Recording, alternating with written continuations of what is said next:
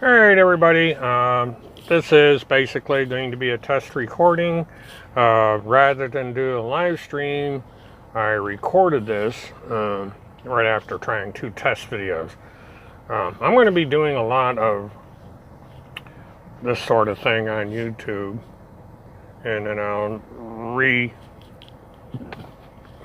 share them over on Twitter and Facebook and so forth.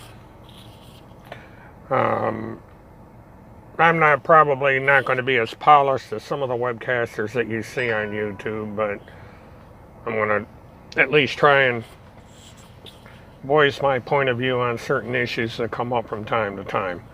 My main means of communication up till now has been through the use of a blog, and I've decided to go back into public webcasting. I'm having a bit of a problem with doing this while mobile. I tried twice today to put up a live stream, only to have it shut off right in the middle of the live stream. By recording, I can get my videos on YouTube through recording, since very few people are going to watch my videos live anyway. I haven't had success with live streaming yet. That will probably come later.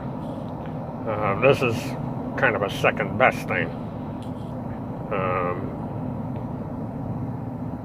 This is the way I will do my mobile webcast. Rather than having you staring at my face during my recording, you'll basically watch my car going down the road.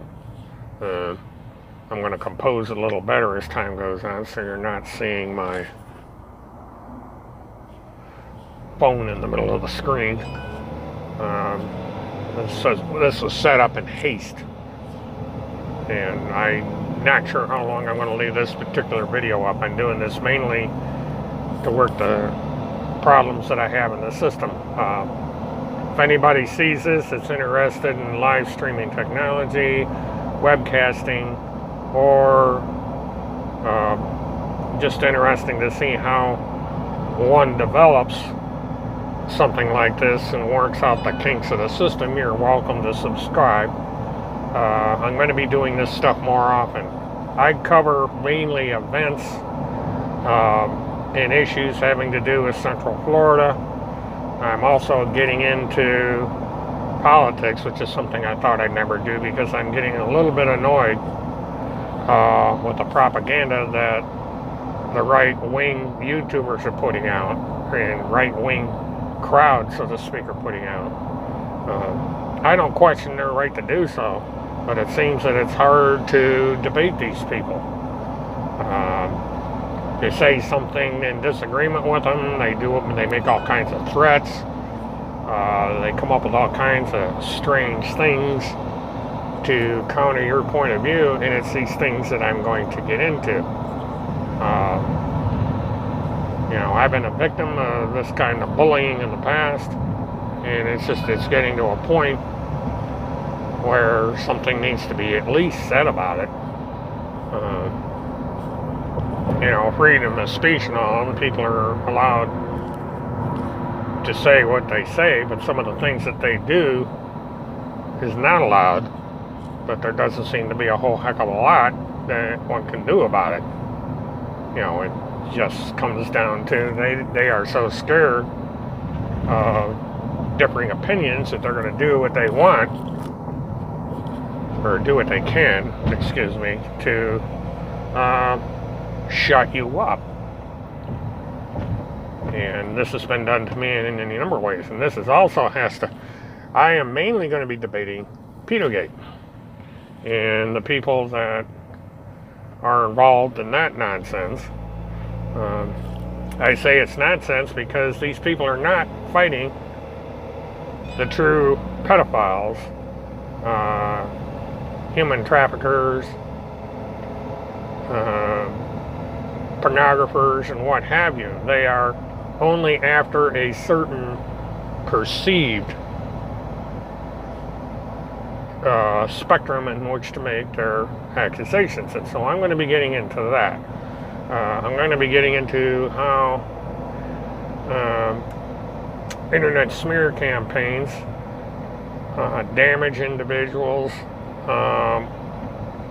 who have done absolutely nothing wrong. People get caught up in these debates, and if someone disagrees with you, rather than offer your side of an argument, some people will go out and they will create false narratives against the individual. They will call their employers, they will make false police reports, they will engage in something called swatting.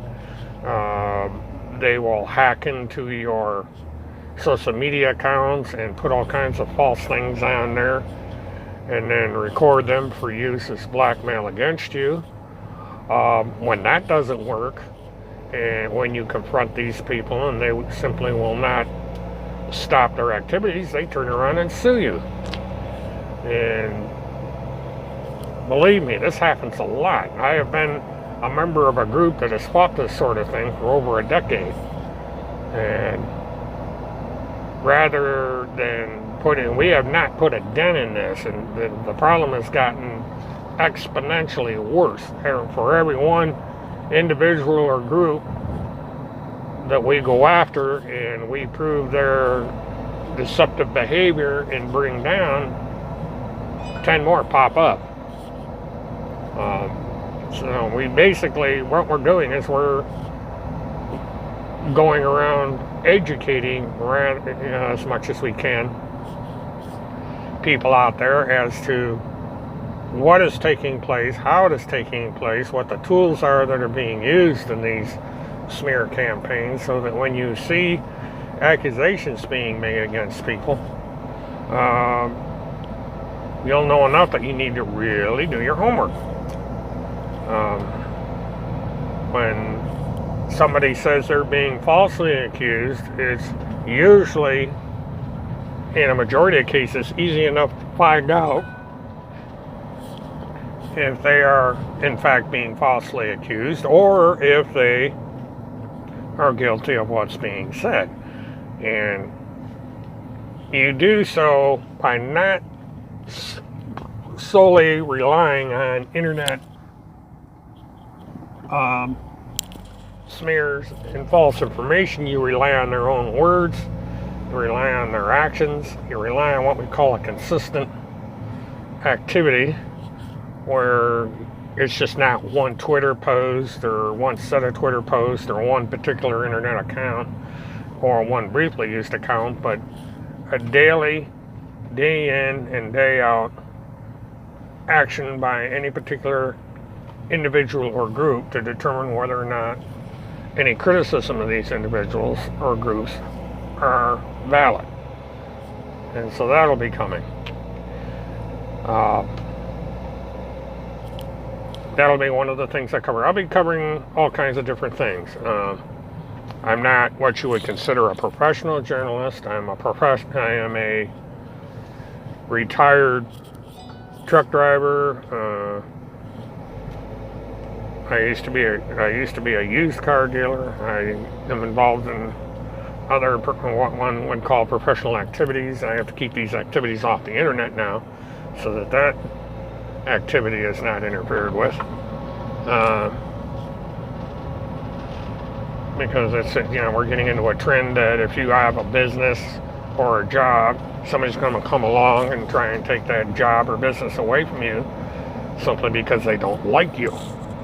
Not because you've done anything wrong, not because you've broken any laws, not because you've discriminated against anybody, but simply because you're not liked and that your opinion differs from theirs. And you're doing something they either can't or you're doing something better than they could. They knock you down. And they do so through lies and deception. And so that's basically what I'm going to do. If one person views my YouTube page or 100, this is going to be an archive that's going to be on YouTube, which I will follow up with on my blogs.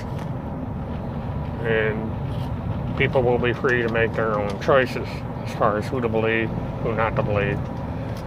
And it will also be a lesson to anyone that gets involved with anything on the internet as to what the ramifications are going to be for you doing so.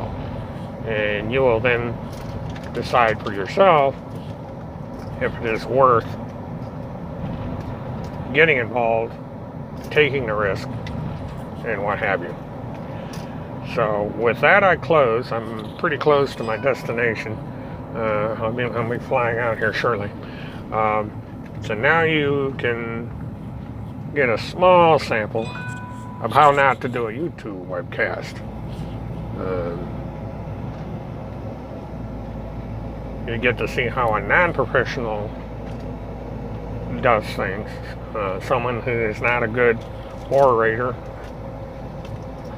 on here. I'm not the kind that's going to be doing the evening news anytime soon, but you know, as time goes on, maybe I'll get better. It's funny, I've been doing these things in private for years, and I have not gotten any better. But you know, if you're stuck with me this long, thanks. If you haven't, well, you know, probably all for the best. But anyway, until later, this is William Murtaugh, known as Merc Witness 1. Try this again later on.